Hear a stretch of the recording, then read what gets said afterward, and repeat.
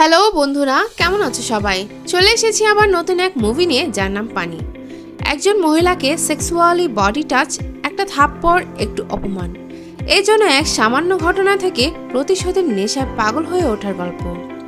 হাসি খুশি এক দম্পতির জীবনে হঠাৎই নেমে আসে এক ঝড়। এই প্রতিশোধের আগুনে ঝরে যায় অনেকগুলো জীবন। প্রতিটি মুহূর্ত টুইস্টে ভরা এই মুভিটির বাংলা এক্সপ্লেনেশন নিয়ে চলে এসেছি আবার আপনাদের কাছে। তবে দেরি না করে চলুন শুরু করা যাক। মুভির শুরুতেই দেখানো হয় দুটি ছেলেকে, একজনের নাম ডন আর অপরজনের নাম সিজু। তারা দুজন ত্রিশূরে একটি অটোমোবাইল দোকানে মেকানিকের কাজ করে। সেখানে একটি ছেলে টায়ার ঠিক করাতে আসলে মালিক ডনকে বলে সারিয়ে দেওয়ার জন্য, কিন্তু তারা উল্টো দোকানের মালিককে বলে সারিয়ে দিতে। তারা কেন সব কাজ করবে শুধুমাত্র 20,000 টাকার জন্য বলে বাইকে করে চলে যায় দ্রুত বেগে। এরপর একটি বিজি এরিয়াতে ডনের গার্লফ্রেন্ডকে দেখানো হয়। সে বারবার ডনকে কল দিচ্ছে, কিন্তু সে কল রিসিভ করে না। আর তার পাশেই সুরেশ মাদায়াক্কান্না নামের এক লোককে দেখানো হয়, যিনি মোবাইলে কথা বলছে যে সে তার জমিতে প্রয়োজন হলে পাবলিক টয়লেট বানাবে, তবুও চুষিকে দেবে না। এই বিষয় নিয়ে আমাকে আর কল দেবে না।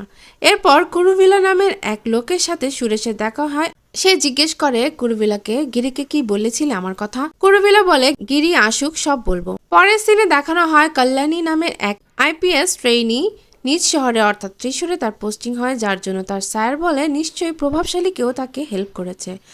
পাশের অফিসারদের মধ্যে একজন বলে, ম্যাডাম এখানকার নামকরা মঙ্গলত পরিবারের সদস্য। এরপর তারা অ্যাক্টিভ ক্রিমিনালদের দিয়ে আলোচনা করে। তার মধ্যে ওয়ারেন ডেভিডকে নিয়ে আলোচনা করা হয়। তার নামে অনেক কেস আছে, তার সাথে 400 ছেলে কাজ করে, তার অনেক সাপোর্ট আছে, ইন্টারনাল এবং এক্সটার্নাল। মোট কথা সে একা নয়, তারা একটি স্ট্রং দল।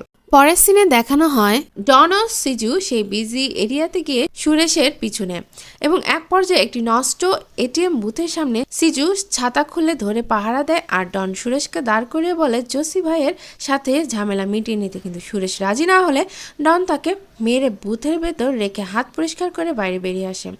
তার পরনে জামা, ছাতা আর সেই স্ক্রু ড্রাইভার আগুনে পুড়িয়ে ফেলে। এরপর তারা সেই এটিএম বুথের সামনে যে রক্ত দেখে চিৎকার করতে থাকে এবং সবাইকে ডেকে দেখায়। এরপর সে তার গার্লফ্রেন্ডকে দেখে সেখান থেকে সরে যায় আর গার্লফ্রেন্ডকে সব খুলে বলে। এরপর দেখানো হয় ত্রিশূরের গ্যাংস্টার গিরি ও তার ওয়াইফ গৌরীকে। গিরি গ্যাংস্টার হলেও সে ভালো মানুষদের ন্যায্য পাওনা আদায় করে দিতে সাহায্য করে। গাড়িতে তারা তাদের পুরনো দিনগুলোর কথা বলছিল। এমন সময় গিরির মোবাইলে জয়রাজ নামের এক ব্যক্তি কল করে বলে একটি দোকানের উদ্বোধনী অনুষ্ঠানে কাজ করিয়ে তাদের পাওনা টাকা দিচ্ছে না, সাথে তার অনেক শিল্পী আছে। তখন গিরি বলে বুঝতে পেরেছি বলে সেখানে যায় এবং তাকে টাকা দেয়, আর সেই দোকানদার মালিককে থ্রেট দেয় দোকান বন্ধ হবার আগে যেন টাকা দিয়ে দেয়। মালিক গিরি সম্পর্কে জানতে পেরে সাথে সাথে টাকা দিয়ে দেয়। এরপর গিরির হাসি খুশি পরিবার দেখানো হয়। তারা সবাই একসাথে কেরালা বার্মা কলেজের পড়াশোনা করত। গিরি ও সাজি মামাতো ভাই। ডেভি ও কুরুভিলা কোট্টাম থেকে এসেছে। এখানে পড়াশোনা করার পর তারা কখনো ফিরেই যায়নি। ডেভি তার ক্লাসমেট জয়াকে বিয়ে করে, আর কুরুভিলা গিরির বোন কার্তিককে বিয়ে করে। এখন তারা পুরো পরিবারের মতো, আর তাদের পরিবারকে সবাই মঙ্গলত পরিবার নামেই চেনে। আর আইপিএস অফিসার কল্যাণী এই মঙ্গলত পরিবারেরই সদস্য। বোন কার্তি, ভগ্নিপতি কুরুভিলা, মামাতো ভাই সাজি ও চাচাতো বোন আইপিএস অফিসার কল্যাণী, তারা সবাই মিলে একটি রেস্টুরেন্টে খেতে যায়। তখন কল্যাণীর মোবাইলে একটি কল আসে এটিএম বুথের সামনে মার্ডার কেসের জন্য, এবং সে বেরিয়ে পড়ে। এরপরেই ডেভিকে দেখানো হয় সে গিরির কলেজের বন্ধু। তারা মার্ডার কেসটি নিয়ে কথা বলে, কারণ সুরেশ তাদের পরিচিত লোক ছিল। সুরেশ আগেই জানিয়েছিল তার জমির ঝামেলা নিয়ে গিরিকে, কিন্তু গিরি স্টেপ নেওয়ার আগেই তার মার্ডার হয়ে যায়। তাদের এলাকায় এমন খুন কে করলো তা নিয়ে ডেভিকে খোঁজ নিতে বলে গিরি। ডেভি অনেক পাওয়ারফুল পারসন, যত রকমের সমস্যা সবাই তার কাছে আসে, সে এগুলো হ্যান্ডেল করে এবং জমির কেনা বেচার দেখভালও সে করে। থানা থেকে ডন আর সিজুকে কল করে দেখা করার জন্য বলে। সেখানে যেয়ে তারা এমনভাবে বয়ান দেয় যেন তারা কিছুই করেনি। থানা থেকে বেরিয়ে ডন একটি নাম্বারে কল করে বলে টাকা রেডি আছে কিনা। তারা সুপার মার্কেটে দেখা করবে টাকা নেওয়ার জন্য। অন্যদিকে গিরির বোন কার্তির বার্থডের জন্য গিফট কেনার জন্য গৌরী সুপার মার্কেটে যায়। গৌরীকে দেখে ডনের অনেক ভালো লেগে যায়। সে তার দিকে খারাপ নজরে তাকায় এবং গৌরীকে টাচ করার জন্য গৌরীর পেটে হাত দেয়, আর তার জন্য গৌরী তাকে থাপ্পড় মারে। গৌরী সুপার মার্কেট থেকে বেরিয়ে যেতে নিলে গিরি তার হাত ধরে এবং গৌরীর চোখ মুখ দেখে বলে কি হয়েছে গৌরী। গৌরী কিছুতেই বলতে চায় না, কিন্তু ডন গৌরীকে দেখে হাসতে থাকে।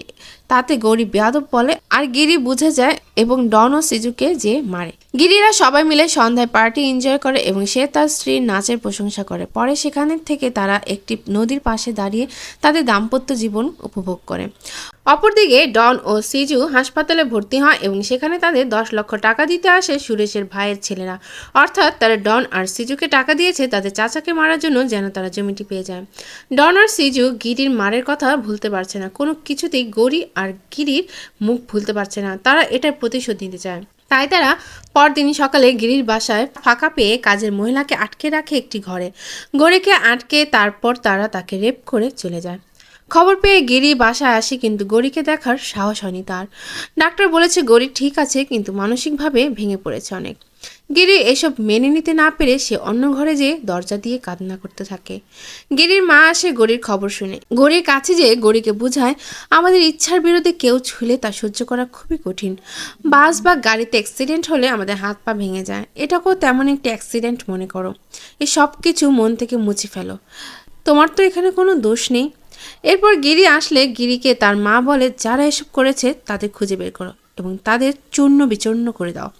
এরপর গিরি গৌরীকে জড়িয়ে ধরে কাটতে থাকে।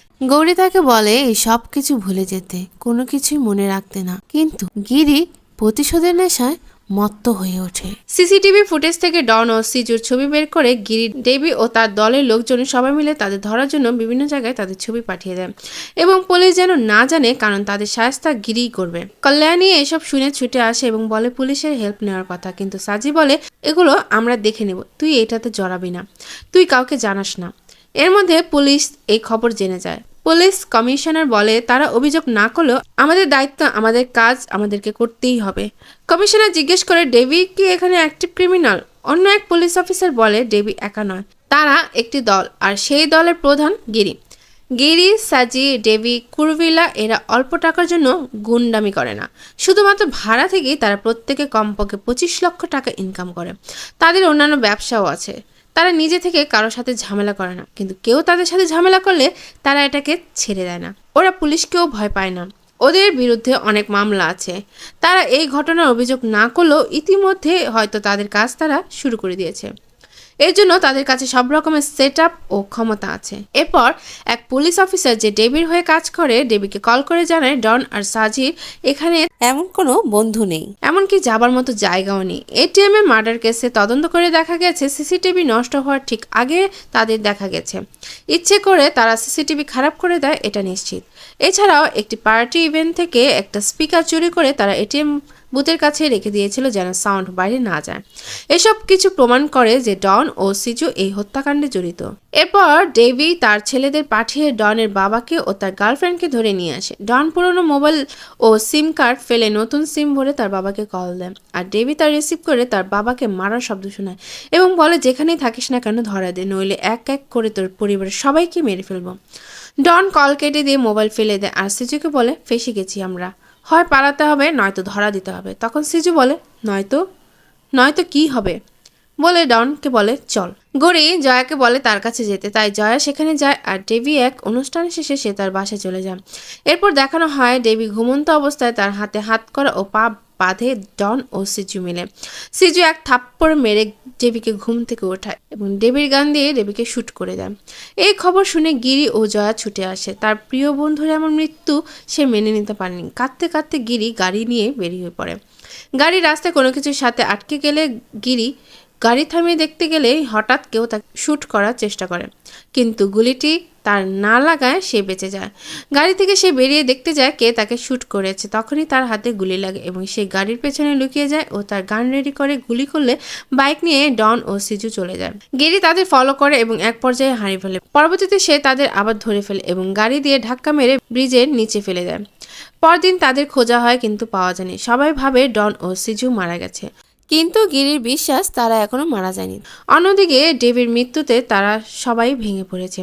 জয়ার উদাসীনতা দেখে গিরির অনেক খারাপ লাগে। জয়াকে ঠিক করার জন্য তারা ঘুরে বেড়ায় তাকে নিয়ে। অপরদিকে কুরভিলা ডনের বাবার ওপর নজর রাখার জন্য তাদের প্রতিবেশীদেরকে টাকা দেয় এবং বাড়ি ফেরার পথে ডন ও সিজু তাদের পথ আটকায় এবং তাকে মেরে গাড়ির ডিকিতে ভরে গিরিকে কল করে বলে আমার ওপর নজর রাখার জন্য তোমার ভগ্নিপতি থেকে পাঠিয়েছিলে না, তার সাথে দেখা হলো মাত্র। তাড়াতাড়ি আসো, নয়তো সেও মরে যাবে। এরপর গিরি আর সাজি সেখানে যায় আর তাকে হসপিটালাইজ করে। এসব কিছু ডন ও সিজু বসে বসে দূর থেকে দেখে আর বলে তাকে আরেকটু দূর করানো যাক। এরপর কুরুভিলার সার্জারি করানো হয়। সবাই খুব টায়ার্ড হয়, একে একে সবাই বাসায় চলে যায়। সিজু ও ডন বোরকা পরে লিফটেই দাঁড়িয়েছিল আগে থেকে। সবশেষে গিরির মা লিফটের নিচে যাওয়ার সময় তাকেও আঘাত করে বসে ডন ও সিজু, কিন্তু তারা পালাতে পারেনি। পুলিশ তাদের ধরে ফেলে। আসলে তারা ইচ্ছে করেই আত্মসমর্পণ করেছে। পরদিন তাদের হাই সিকিউরিটি দিয়ে আদালতে নেওয়ার সময় হঠাৎ তাদের দুজনকে শ্যুট করে। পুলিশ তাদের সাথে সাথে হাসপাতালে নেয় আর হাসপাতালে যাওয়ার সময় সেখানে তারা গিরির গাড়ি দেখতে পায়। ডন ও সিজু জানতে চায় কে তাদের গুলি করেছে, তাকে কি ধরতে পেরেছে কিনা, নাকি পালিয়ে গেছে। হঠাৎ হাসপাতালের বাইরে গন্ডগোল শুরু হয়। পুলিশরা তা থামাতে যায়, কিন্তু কমিশনের সন্দেহ হয় সে ডন ও সিজুর ক্যাবিনে যায়। সেখানে যেয়ে দেখে তাদের দুজনকে নিয়ে গেছে কেউ। পুলিশ গিরিকে সন্দেহ করে এবং তাকে ট্রেস করার চেষ্টা করে, কিন্তু পায় না। রাস্তায় সাজির গাড়ির সাথে পুলিশ কমিশনারের গাড়ি দেখা হয়। সাজি পুলিশ কমিশনারের গাড়ি ওভারটেক করে দ্রুত বেগে চলে যায়। পুলিশ কমিশনার তাকে ট্রেস করার ট্রাই করলে কিন্তু পথিমধ্যে তার গাড়ি হারিয়ে ফেলে তারা। তখন এক অফিসার বলে গিরি ভাইদের হাতে একবার পড়লে তাদের আর পাওয়া যাবে না। এরপরে দেখানো হয় প্লাস্টিক রিসাইকেল ইউনিটে তাদের আটকে রাখে। গিরি সেখানে পৌঁছে তাদের অনেক মারে। এরপর তাদের দড়ি দিয়ে বেঁধে ঝুলিয়ে রাখে। এরপর তারা বলে তাদের কোনো ব্যথা করছে না, কারণ তাদের তো কিছুই নেই। কিন্তু গিরি ভাইয়ের বন্ধু, মা, বোনের জামাই আর ভাবি তো স্পেশাল। এই কথা বলার সাথে সাথে সিজুর শরীর ছিন্ন ভিন্ন হয়ে যায় বোম ব্লাস্টে। এরপর ডনের রশিতে ঝুলে থাকা শরীরের কিছু অংশ জয়া শুট করে সেটাকেও ফেলে দেয়। এরপর দেখানো হয় সাজিকে, যে কিনা সিজু ও ডনকে এখানে নিয়ে এসেছিল। আর এখানেই মুভিটি শেষ হয়। তো বন্ধুরা, মুভিটি কেমন লাগলো তা অবশ্যই আমাকে কমেন্ট বক্সে লিখে জানাবে। আর মুভিটি ভালো লাগলে একটা লাইক আর সাবস্ক্রাইব করে আমার পাশে থাকবে। ধন্যবাদ।